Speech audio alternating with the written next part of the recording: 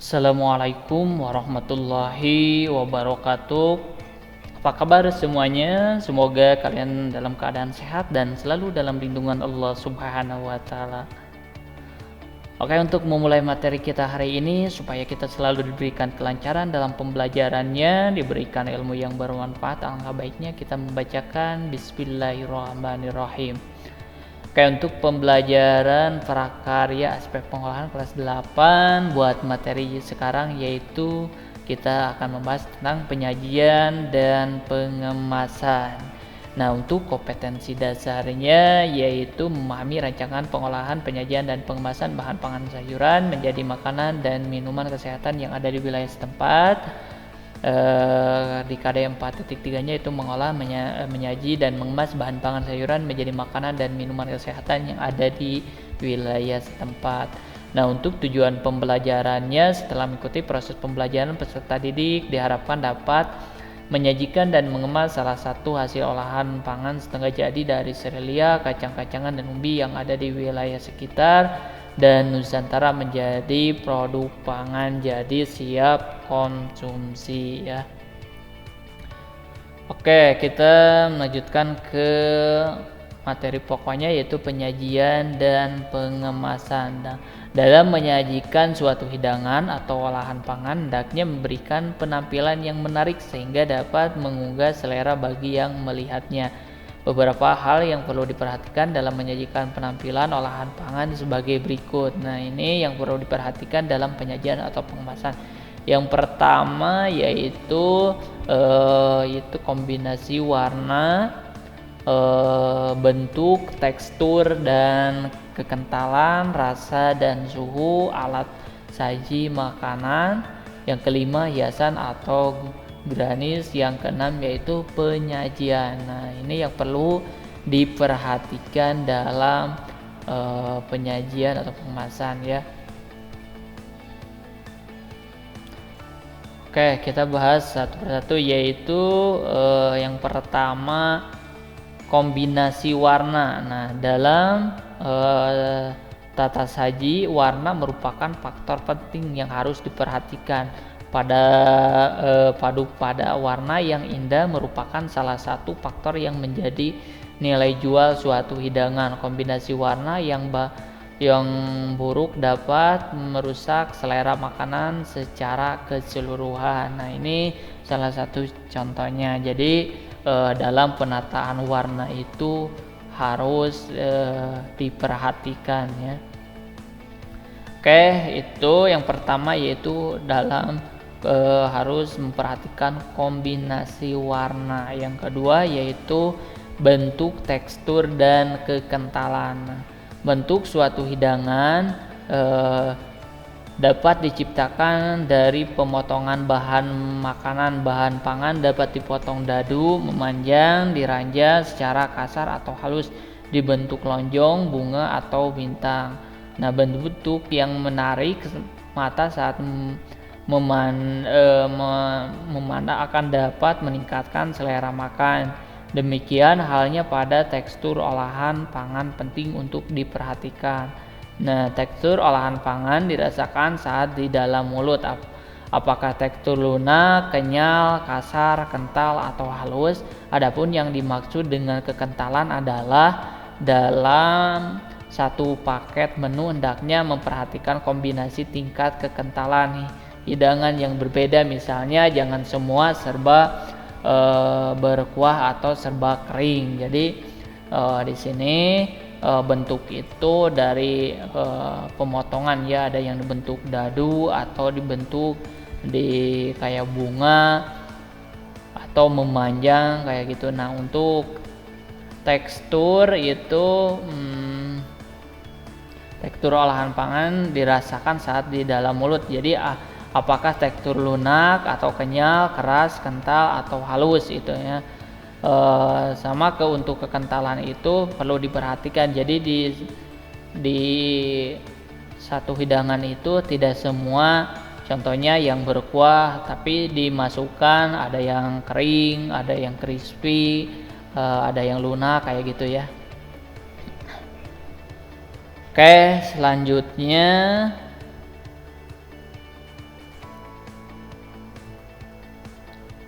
rasa dan suhu. Nah, dalam penyajian satu menu hendaknya kita juga perlu mengkombinasikan rasa-rasa dasar seperti rasa asin, rasa manis, rasa pedas, rasa gurih, rasa pahit, dan rasa asam maupun rasa yang sangat berbumbu. Suhu dari olahan pangan yang dihidangkan juga perlu diperhatikan.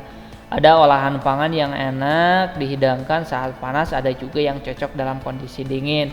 Misalnya soto atau sop sebaiknya dihidangkan panas-panas, sedangkan makanan penutup seperti es krim atau puding hendaknya dihidangkan dingin. Jadi itu perlu diperhatikan dalam suhu. Kalau dalam rasa, contoh dari kemasan itu biasanya ada rasa original, ada rasa asin, ada rasa pedas, rasa ekstra pedas ya, kayak gitu. Kalau dihidangkan suhu itu contohnya kayak gini, kalau sop itu dihidangkannya sopnya itu pas lagi panas-panasnya, soalnya enaknya dimakannya pas panas-panasnya ya. Kalau es krim itu dihidangkan dingin-dingin kayak gitu ya. Kalau sudah cair kan tidak enak, jadi dihidangkan pas dingin-dingin. Itu maksud dari suhu. Kalau dari rasa, jadi maksudnya kalau kita dalam penyajian itu mengombinasikan rasa-rasa, contohnya dalam kemasan itu ada rasa originalnya, ada rasa asinnya, ada rasa pedasnya, ada dan rasa ekstra pedasnya ada, dan sebagainya kayak gitu ya. Oke, selanjutnya yaitu alat saji makanan. Nah, perlu kita perhatikan juga dalam penyajian itu dalam alat saji makanan. Nah, alat saji khas Indonesia sangatlah banyak. Hal ini sudah kamu pelajari di semester 1 ya. Ada alat saji tradisional dan ada yang modern. Contohnya alat saji tradisional misalnya dengan wadah rotan dengan dialasi dengan pisang. Nah, kalau alat saji modern dapat berupa piring khusus untuk menu hidangan utama, sup, maupun piring kecil untuk makanan penutup yang dilengkapi sendok dan garpu yang sesuai. Nah, ini salah satu contohnya alat saji tradisional itu ya, piring dari rotan atau piring.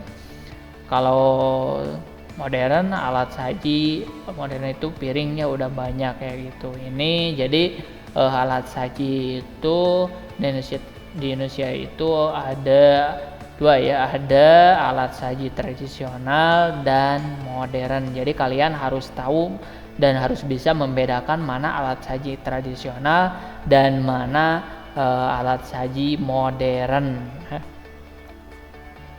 Oke, yang kelima yaitu hiasan atau garnish. Nah, ini hanya untuk pelengkap atau penghias saja ya. Hiasan atau garnish merupakan penunjang penampilan pada olahan pangan yang dihidangkan. Hiasan ini dapat memberikan aksen warna yang menggugah selera, bentuk yang bermacam-macam maupun tata saji yang menarik. Nah, ini salah satunya.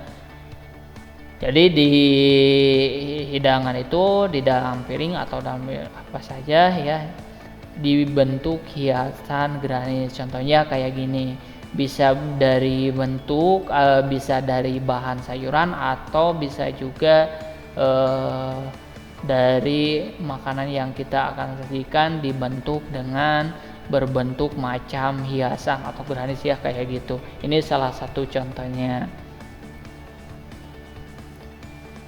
Oke, selanjutnya yaitu penyajian. Nah, dalam penyajian suatu hidangan pada piring hendaknya memperhatikan semua hal yang perlu ditampilkan seperti yang disebutkan di atas, yaitu kombinasi warna, bentuk, tekstur, dan kekentalan, rasa dan suhu, serta penggunaan alat saji. Nah, tidak lupa faktor yang sangat penting diperhatikan adalah kebersihan atau higienisnya suatu hidangan. Jadi kalau kita menghidangkan, jangan asal hidangkan, tapi kita perlu memperhatikan kebersihannya ya.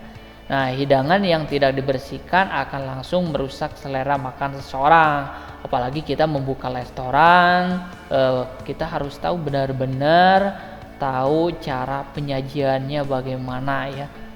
Kayak suatu hidangan juga dapat disajikan dalam sebuah kemasan.